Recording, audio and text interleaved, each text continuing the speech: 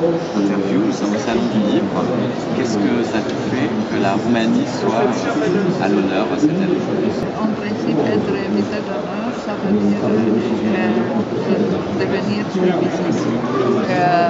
Mais le vrai problème est que si c'est une visibilité pour 5 jours, ou c'est une visibilité pour trouve des moyens de devenir pérenne. Le but est d'abord de traduire de plus en plus de livres roumains en français. Mais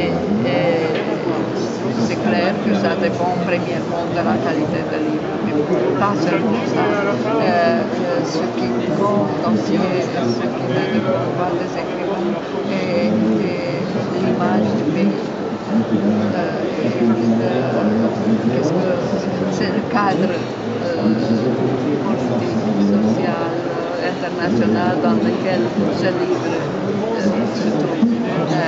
Et en général, ça a été compris.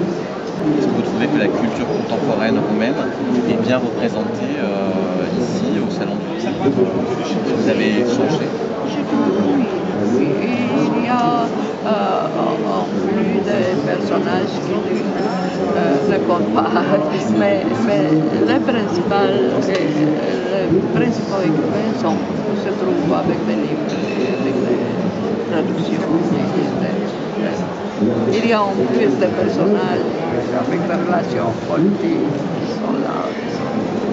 Justement, à propos de politique, j'ai entendu dire, vous avez dit je suis là pour représenter mes œuvres, pour parler de mes œuvres, mais pas pour représenter le gouvernement roumain.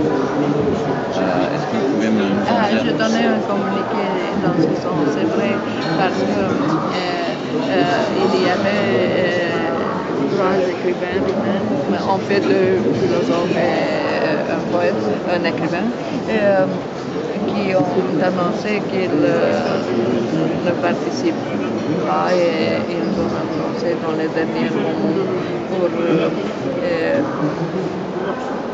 pour faire plus choquante le fait. Pour attirer l'attention sur la situation de Roumanie qui est vraiment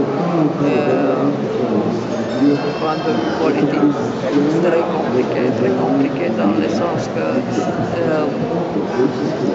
nous avons découvert que la démocratie peut être dangereuse. C'est un parti qui a été voté avec 70 à peu près %. Ça veut dire qu'il peut faire n'importe quoi et il fait vraiment n'importe quoi. Et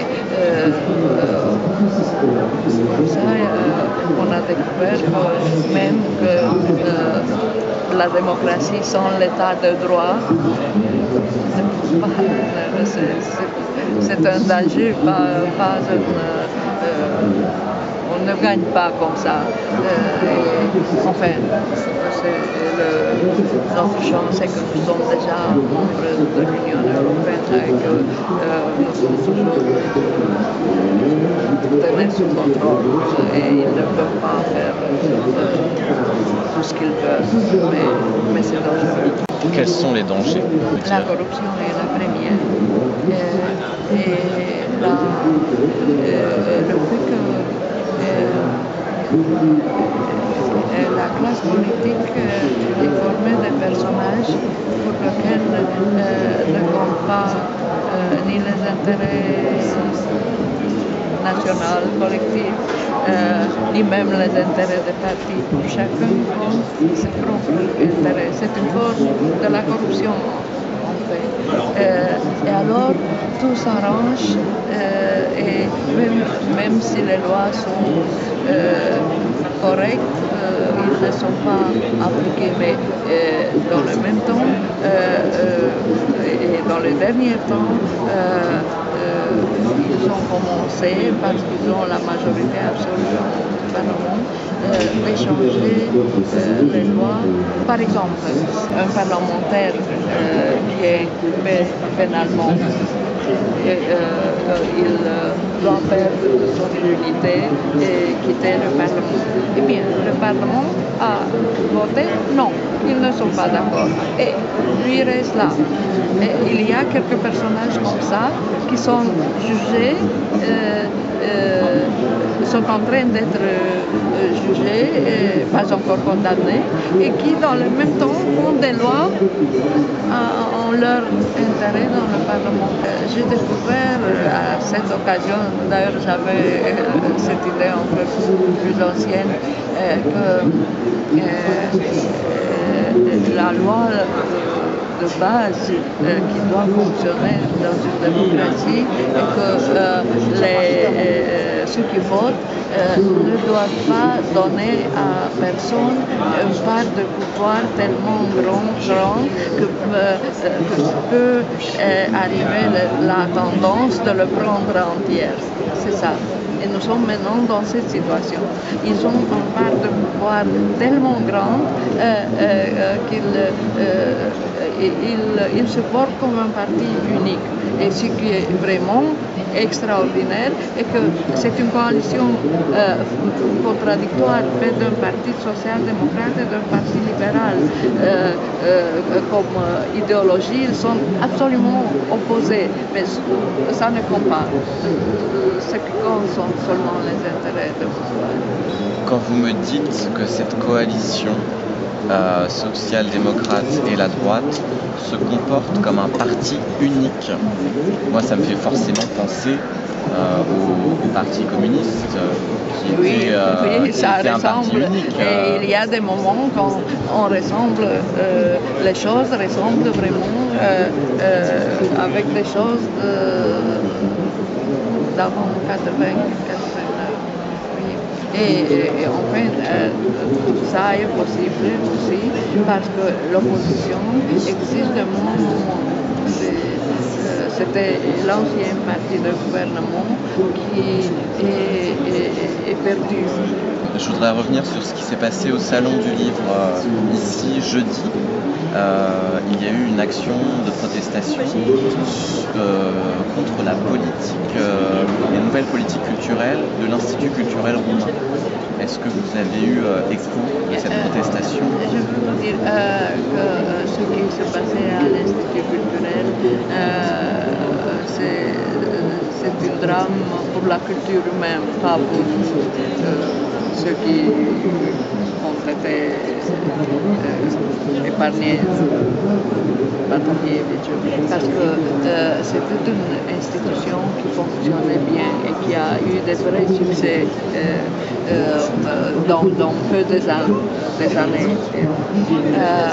D'autre part, je veux vous dire que je crois que la culture doit être quelque chose qui continue sans liaison avec les changements politiques qui se fait de 4 en 4 ans. La culture a continué même pendant la dictature. Et bien, dans ce sens, je n'étais pas d'accord de protester en restant et ne participant pas à ce salon qui a été d'ailleurs contracté depuis des années de l'autre institut culturel. Ça veut dire que c'était Patapievitch qui et son équipe qui a travaillé pour être invité comme... Eh bien, je ne crois pas que cette chose devait être détruite. Je croyais que nous devons venir et dire, comme je vous dis, toutes les choses. Et c'était la différence entre moi et ceux qui ont refusé de venir. Mais la politique culturelle actuelle de l'Institut? Je crois que jusqu'à ce moment, ce qui a été fait et qu'on a détruit tout ce qui a été construit pour l'ancien Institut culturel. Rien n'est pas pour remplacer ça. Pour le moment, le salon a été organisé surtout par les Français. Je suis invitée par les Français, par exemple. Le programme a été fait, tous ces thèmes, ont été faits par les organisations, par le Centre national de livre. Je ne sais pas exactement qui a été la contribution de nouveau l'Institut culturel, mais c'est clair qu'il n'y a pas encore une direction, quelqu'un qui pense les choses. Là, c'est un dégringolade. Tous les chefs des filiales de toutes les grandes capitales du monde ont été changés.